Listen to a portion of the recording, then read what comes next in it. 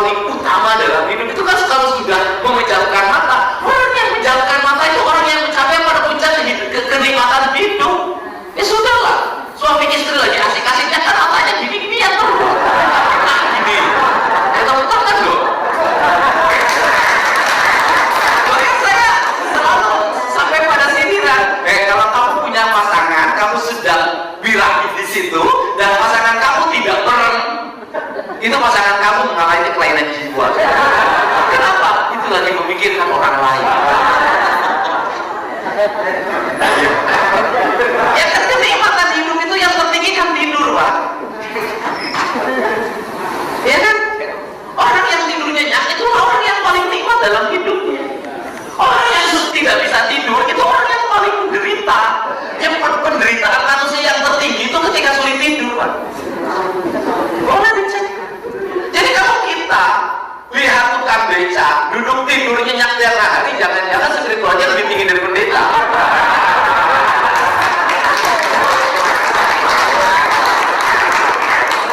Kenapa? Karena pendeta itu ternyata tidak berserah. Kenapa tidak berserah? Memikirkan jumlah jamaat yang berkurang,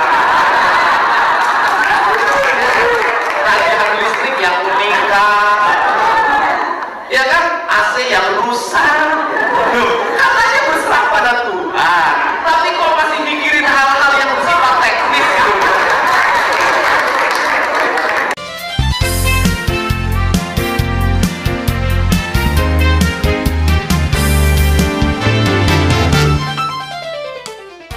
Bisa dilihat, ini dirasakan, yang tetapi itu ada teorinya, ada tahapan pengetahuannya. Tapi kalau yang metafisik itu spiritualitas, pendekatannya yang sangat beda.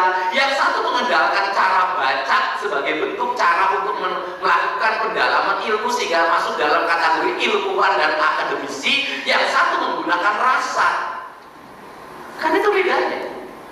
Nah sehingga saya kalau katakan bahwa beragama itu adalah berorganisasi, pertanyaannya adalah kenapa berdoa itu selalu merem yang paling busuk?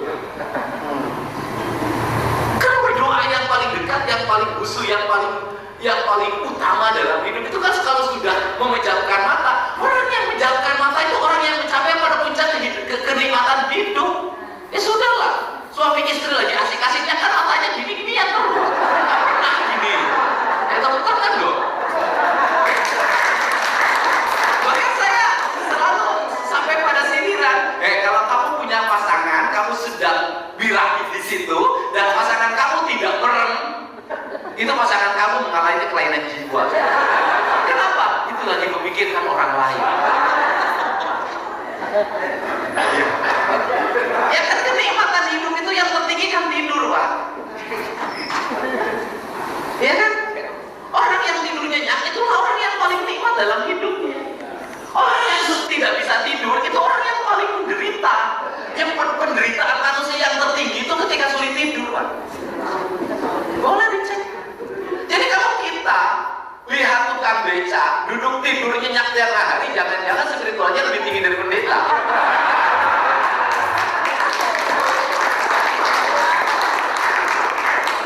Kenapa? Karena pendeta itu ternyata tidak berserah. Kenapa tidak berserah? Memikirkan jumlah jamaat yang berkurang, tagihan listrik yang meningkat, ya kan, AC yang rusak. Loh, katanya berserah pada Tuhan, tapi kok masih mikirin hal-hal yang bersifat teknis gitu.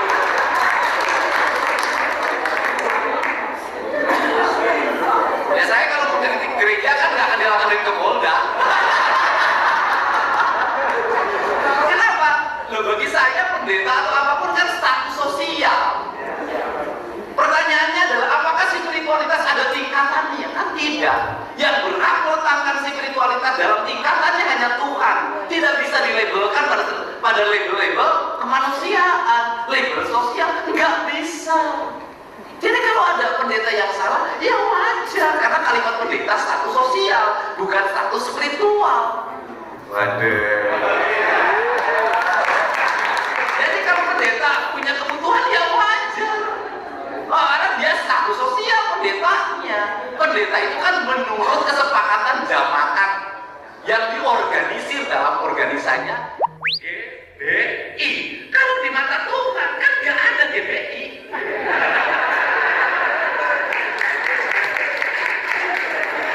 Ya kan di mata Tuhan kan nggak ada GBI, nggak ada. Apakah di mata Tuhan nanti misalnya pendeta-pendeta ini mendapat hak prioritas? Tidak, menurut saya semua sama.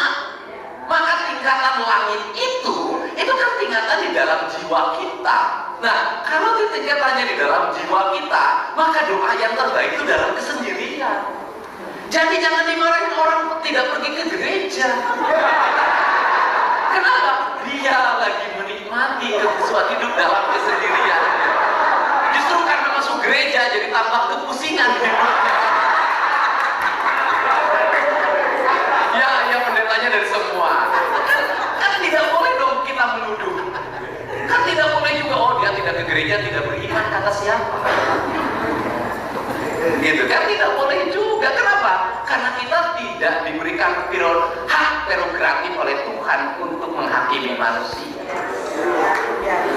Nah, karena itu adalah bersifat hak, gitu kan, dan itu bersifat pribadi, maka agama tidak akan melahirkan konflik.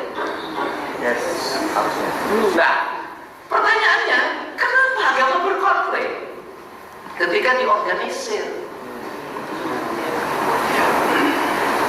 Pertanyaannya adalah, hari ini konflik antar agama tidak ada. Yang ada adalah konflik antar organisasi agama.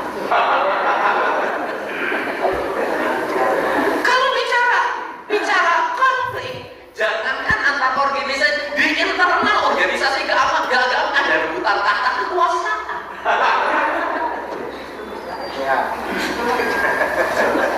Kalau bicara itu, kenapa?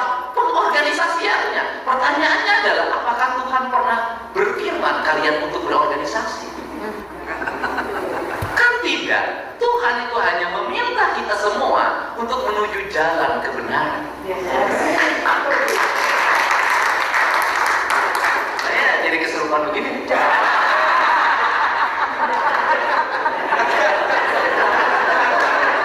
Ini kalau ada saya terus begini, orang bubar lama-lama. Nah, itu kan menuju jalan kebenaran. Karena menuju jalan kebenaran, maka kebenaran itu selalu saya ngomong dalam kasus begitu. Kebenaran itu cahaya. Dalam kaidah agama Islam, maka cahaya itu nur, wahyu yang diberikan pada nabi, pada manusia, ilham gitu. Nah, kata orang Sunda disebutnya pulung. Pulung itu apa? Cahaya.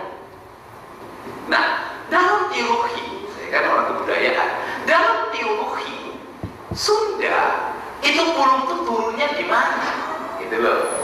Pulung itu turunnya di Galunggung. Karena teologi ajaran Sunda itu selalu bertuhan itu adalah gunung. Gitu. Karena makanya alamnya, alam ketuhanan itu disebutnya alam Parahyangan. Untung ada Universitas Parahyangan. Jadi masih ada ikatannya. Itu pinternya teman-teman Katolik gitu. Pinter. Jadi dia sangat pintar mengadaptif setiap kebudayaan. Saya paham itu. Nah, kemudian alam Parahyangan itu alam dulu. Nah, lambangnya apa? Gunung kok. Gunung itu cirinya apa sih? Gunung itu bentuknya adalah kerucut.